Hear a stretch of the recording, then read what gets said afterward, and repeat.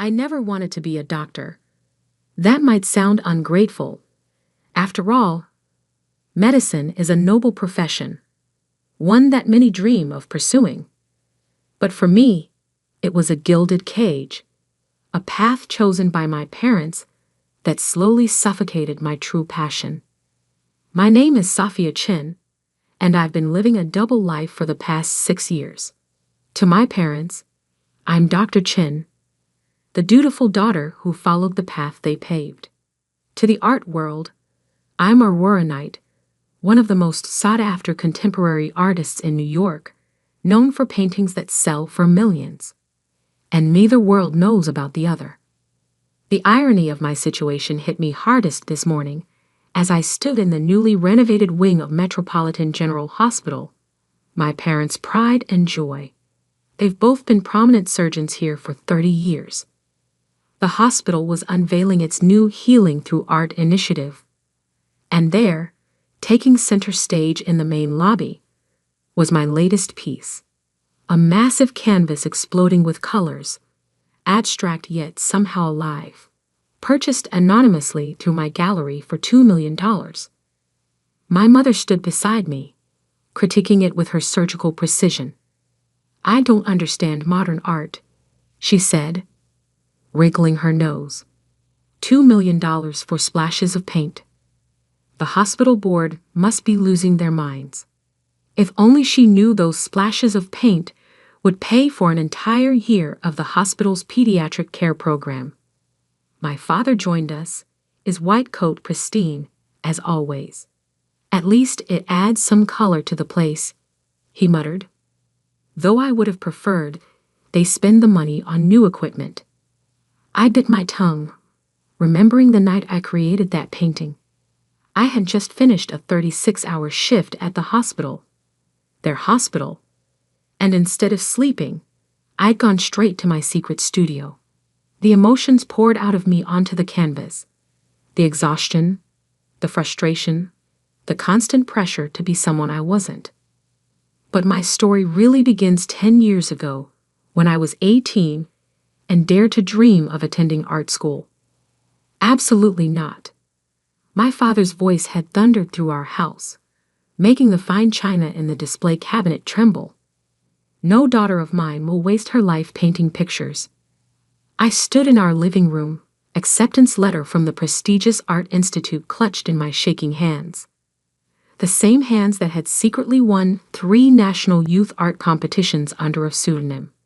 The same hands my parents wanted to train for holding scalpels instead of paintbrushes. But Dad, I got a full scholarship. They say I'm one of the most promising young artists they've seen in years. My voice sounded small, even to me. My mother sat perfectly straight on our leather sofa, her expression a carefully constructed mask of disappointment. "Sophia, we've invested everything in preparing you for medical school. The extra classes, the summer programs, the MCAT prep courses. This isn't up for discussion." I never asked for those things, I protested, feeling the familiar pressure building behind my eyes. I never wanted. "Enough," my father cut me off. "You think art will give you a stable future? You think you can support yourself drawing pictures? Look at your cousin William. He tried to be a creative. Now he's 35 and still living in his parents' basement. But I'm good at it," I whispered. "Really good." My mother stood up, straightening her already impeccable blouse. "You're good at science too. Top of your class in biology. Perfect MCAT scores. That's not an accident, Sophia. That's your true calling."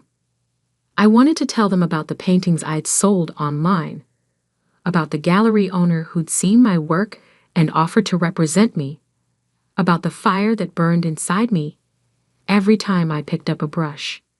But I knew it wouldn't matter. In their world, success had only one definition, and it wore a white coat. The acceptance letter crumpled in my fist. I had a choice to make: defy my parents and potentially lose my family, or find another way. That night, I made a decision that would shape the next decade of my life. I wrote to the Art Institute declining their offer, and I accepted my place at my parents' alma mater, Preston Medical School. But I also sent an email to that gallery owner, under my new pseudonym, Aurora Knight. "I'll need to work in absolute secrecy," I wrote. "No public appearances, no photos, no interviews, but I'll keep painting." His response came within hours. "Intriguing.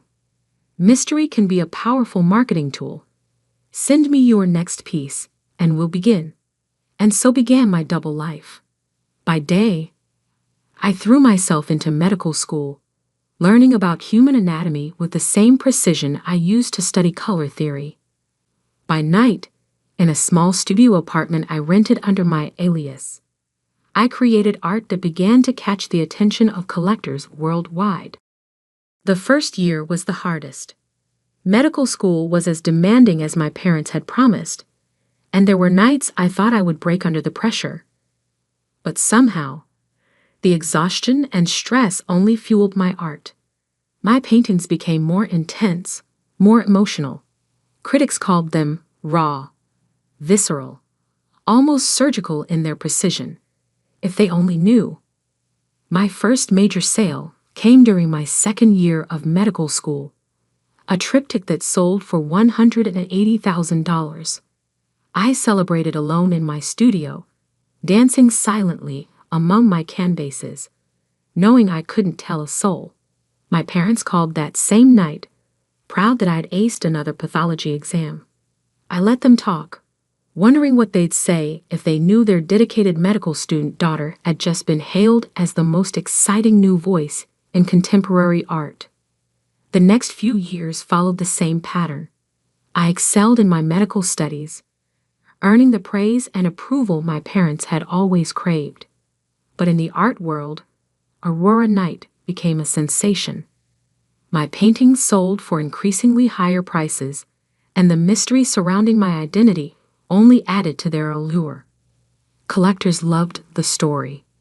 The anonymous artist whose work seemed to capture the very essence of human emotion. "Your technique is remarkable," a prominent critic wrote. "There's something almost clinical in your understanding of human nature, yet your expression of it is pure poetry." I had to laugh at that. If he only knew how many hours I spent studying actual human anatomy. By the time I graduated medical school, I had earned enough from my art to buy a small private island. Not that I could ever tell my parents that. Instead, I dutifully accepted a residency position at their hospital, Metropolitan General, while maintaining my secret studio across town. The balancing act was exhausting, but something unexpected happened. I discovered that being a doctor made me a better artist, and being an artist made me a better doctor. My understanding of human anatomy brought a unique perspective to my paintings, while my artistic sensitivity helped me connect with patients in ways my colleagues couldn't quite match. But every time my parents bragged about their doctor daughter, every time they reminded me how right they had been to push me into medicine, I thought about the paintings selling for millions under a name they'd never know. Until this morning, when they stood in their own hospital, unknowingly criticizing their daughter's artwork worth millions. The same artwork that would fund the pediatric care program they've been fighting to expand for years. And that's when I realized, maybe it was finally time for Aurora Knight to step into the light. But I'd never expected what would happen next. The decision to reveal my identity wasn't made in a moment. It built slowly, like layers of paint on canvas, each small incident adding another stroke to the bigger picture. My father's criticism of the painting in the hospital lobby that morning was just the final layer. What he didn't know was that I had another piece being unveiled that same evening at the Metropolitan Museum of Art. Standing in the hospital's sterile hallway, still in my white coat, I checked my phone. 3 missed calls from Marcus, my gallery owner. A text message flashed across the screen. "Major problem with tonight's unveiling. Need to speak ASAP. I ducked into an empty consultation room, my heart racing. Marcus, what's wrong? His voice crackled through the speaker, tense with worry. The Times is running a piece on Aurora Night. Someone talked. They're claiming they know your real identity. My blood ran cold. That's impossible. Only you know. It wasn't me, he cut in. But someone at the hospital connected the dots. They've noticed you're never on shift during Aurora Night's major shows. They've linked the anatomical precision in your work to medical training. They're running the story tonight. Right before the Met unveiling. I sank into a chair, my legs suddenly weak. 6 years of careful secrecy, about to unravel because I'd been careless with my shift scheduling. Can we stop it? I whispered. Not unless you want to confirm or deny on record. They're giving us 1 hour to comment. Through the consultation room window, I could see my parents in the distance, doing their rounds together as they had for 30 years. They looked so confident, so certain of their world and their place in it. I'll call you back, I told Marcus. I had spent years maintaining this divide. The dedicated doctor-daughter and the mysterious millionaire artist. But trying to keep these worlds separate had become like trying to keep oil and water from mixing by sheer force of will. Exhausting. Impossible. My pager buzzed. Emergency in the pediatric ward. As I rushed down the corridor, my mind raced through the implications. If the story broke, everyone would know. My colleagues, my patients, my parents. The emergency turned out to be an allergic reaction, scary but treatable. As I calmed the frightened child with an epinephrine shot, I noticed the walls of the pediatric ward. They were stark white, institutional. Nothing like the vibrant painting now hanging in the lobby. Doctor, the child's mother touched my arm. Thank you. He was so scared, but you made him feel safe. I looked at the little boy, now breathing normally, clutching his stuffed elephant. In that moment, I realized something. I was good at this, not because my parents had forced me into medicine, but because I brought my whole self to it, including the artist they tried to suppress. I stepped out of the room and called Marcus back. Don't fight the story, I said firmly. In fact, I'll give them something better. Tell them Aurora Night will be attending tonight's unveiling in person, for the first time ever. Silence on the other end. Then, are you sure? This changes everything. Everything's already changing. Might as well do it on my terms. I hung up and did something I'd never done before. I requested an emergency evening off. My supervisor was surprised. I was known for never asking for schedule changes, but agreed given my outstanding record. Then I called my parents' office. Mom, Dad, I need you to come to the Metropolitan Museum of Art tonight. There's something you need to see. The museum? My mother sounded confused. Sophia, we have dinner plans with the hospital board. Please, I cut in. This is important. More important than dinner plans. Maybe it was something in my voice, but after a pause, my father said, What time? At home. I opened the secret closet where I kept my Aurora Night persona. Unlike my practical doctor's wardrobe, these clothes were all artistic expression. Carefully curated pieces that made statements without saying a word. I chose a hand-painted silk dress, one of my own creations, each brush stroke telling part of my story. As I dressed, I thought about the painting being unveiled tonight. It was different from my others, more personal, more revealing. I had titled it Daughter of Medicine, and into it I had poured all the complexity of my double life.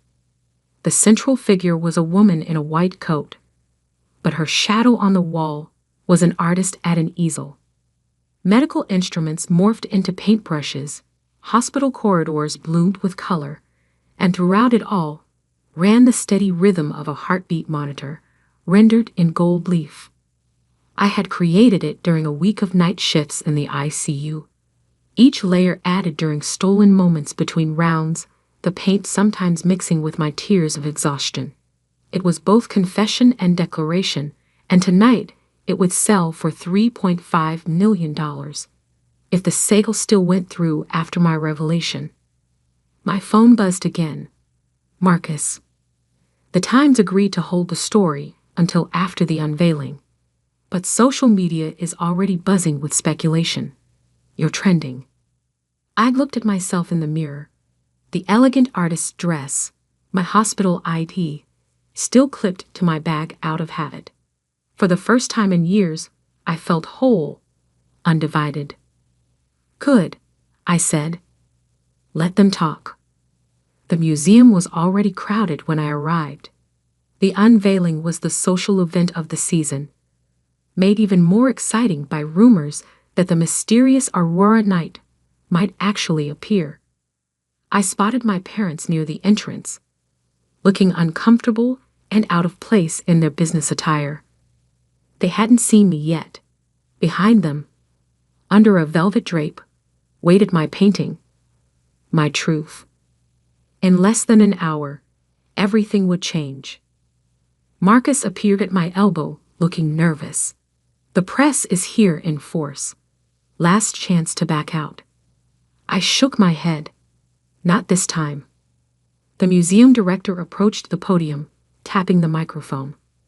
Ladies and gentlemen, welcome to this historic evening. I began moving through the crowd toward my parents, my heart pounding but my steps steady. Years of hospital emergencies had taught me how to stay calm in a crisis. The director was still speaking, and we are honored to announce that tonight, after 6 years of mystery, the artist known as Aurora Knight. I reached my parents just as the velvet drape began to fall. Mom, Dad, I said softly, there's something I need to tell you. They turned, their eyes widening as they took in my appearance. So different from their proper doctor-daughter. Behind them, the painting was now fully revealed, and gasps rippled through the crowd. I'm Aurora Knight. The words hung in the air between us as camera flashes exploded around us. My mother's face went pale. My father's jaw clenched. And in their eyes, I saw something I had never seen before, complete and utter shock. But before they could respond, before they could process this revelation, something happened that none of us expected. Something that would turn this already momentous evening into a night that would change not just my life, but the entire art world forever. The silence lasted only seconds, but it felt like hours. Then chaos erupted. Camera flashes exploded around us like strobe lights. Reporters shouted questions. The crowd surged forward, everyone trying to get closer to the newly revealed Aurora Knight. But I couldn't look away from my parents' faces. My mother's perfectly maintained composure cracked first. This is impossible, she whispered. You're a doctor. I'm both, I said quietly, even as the crowd pressed closer. I've always been both.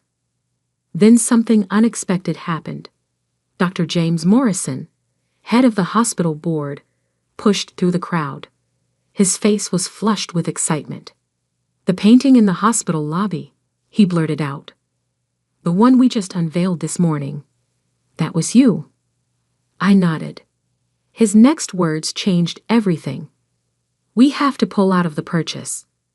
We can't possibly accept a $2 million donation from one of our own residents. The reporters went wild. Headlines were already forming. Dr. Artist secretly donates millions to own hospital. But my father's voice cut through the chaos. Donation? He turned to Dr. Morrison. What donation? Dr. Morrison looked confused. The purchase price of the lobby painting. It was returned to the hospital as an anonymous donation, earmarked for the pediatric care program. We thought some wealthy benefactor. His voice trailed off as understanding dawned. My father turned back to me, his face unreadable. How many other paintings? How much?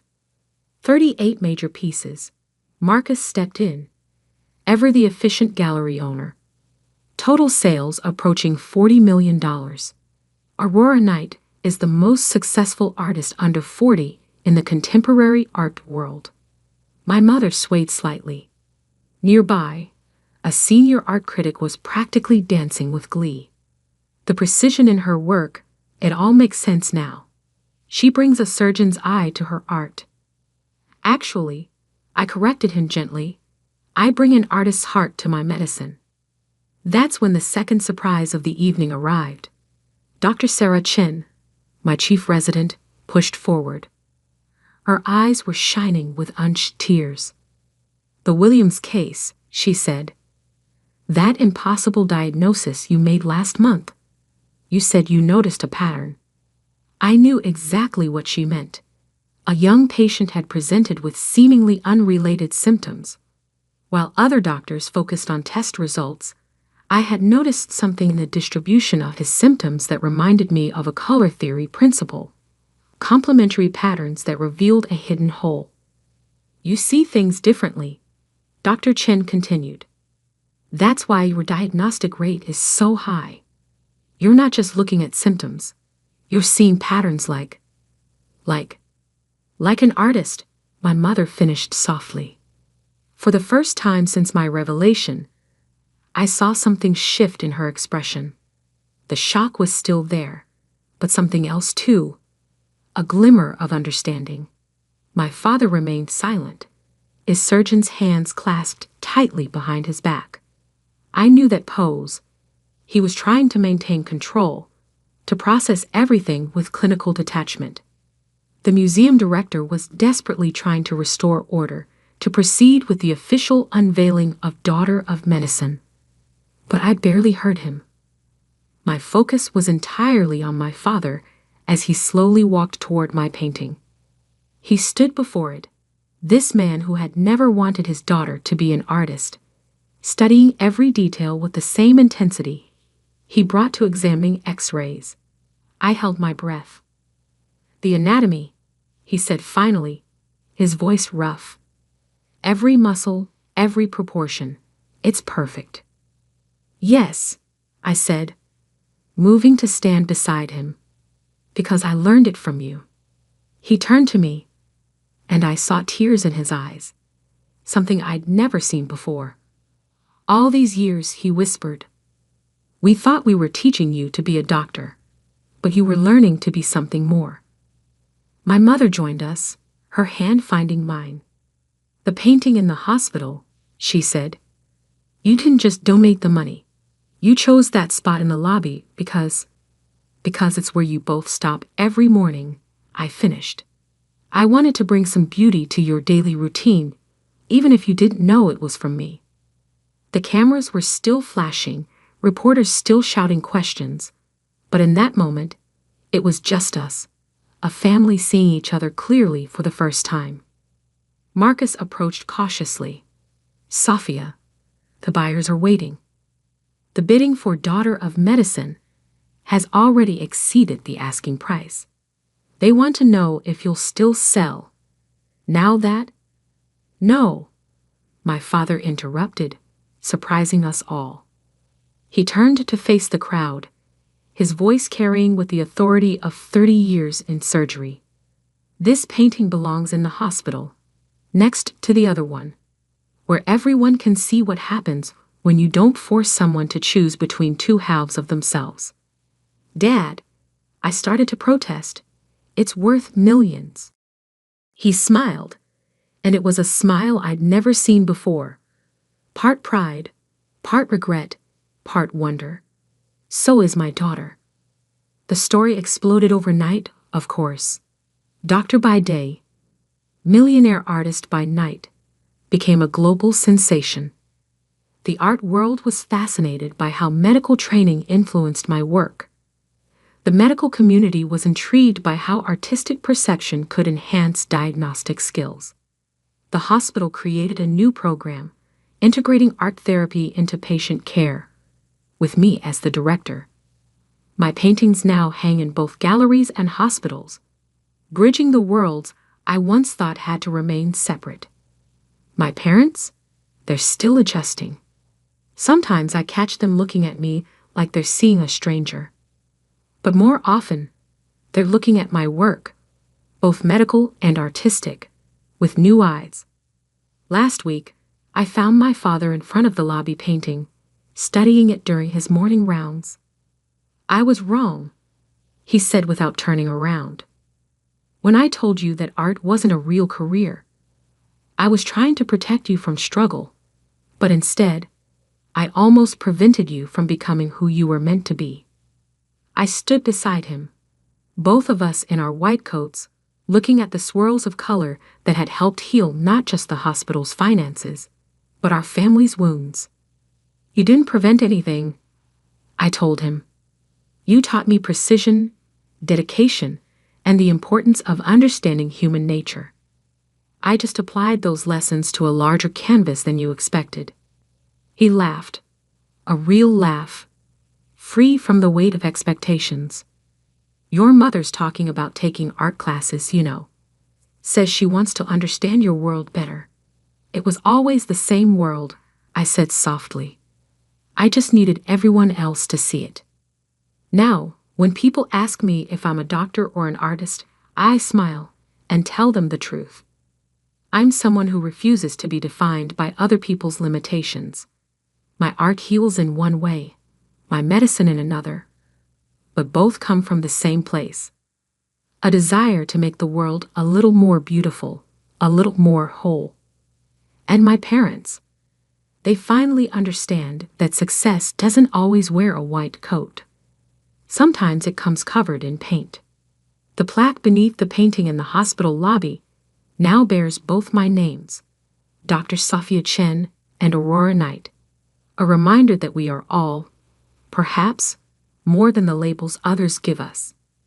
We just need the courage to show our true colors. And somewhere, in my studio that's no longer secret, a new canvas waits. Because this isn't the end of my story. It's just the first time I'm signing it with my real name.